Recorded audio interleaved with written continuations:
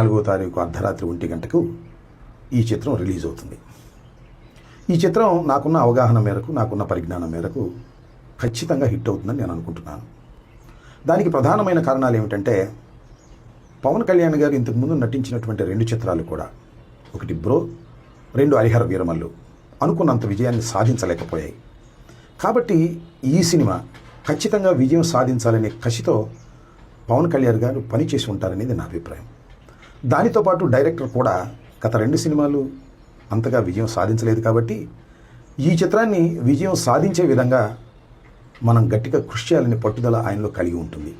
3వది దానయ్య గారు, ఈ చిత్ర నిర్మాత. ఎంత ఖర్చైనా పెట్టి ఈ చిత్రాన్ని రిలీజ్ చేయాలి, అది ఘన విజయం కావాలని పట్టుదల.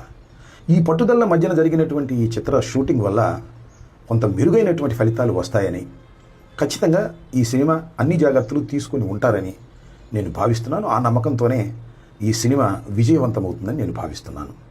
హరిహర వీరమల్లు చాలా హడావుడిగా తీశారు. అనుకున్న స్థాయిలో చివర్లో గ్రాఫిక్స్ కూడా సరిగా చేయలేకపోయారు. అసలు హరిహర వీరమల్లు విడుదలైతే చాలు అనేటువంటి పద్ధతుల్లో జరిగినటువంటి సినిమా షూటింగ్ అది.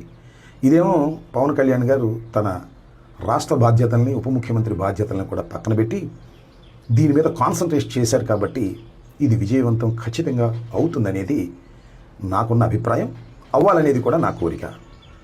ఎందుకంటే సినిమాలు, పవన్ కళ్యాణ్ గారు నటించినటువంటి సినిమాలు విజయవంతం కాకూడదని కోరుకోవాల్సిన అవసరం మాకు లేదు. రాజకీయంగా ఆయన మీద మాకు ప్రత్యర్థి కాబట్టి మాకు కొన్ని విమర్శలు ఉంటాయి కాబట్టి విమర్శలు చేస్తాం, అవి కూడా సద్విమర్శలే చేస్తాం.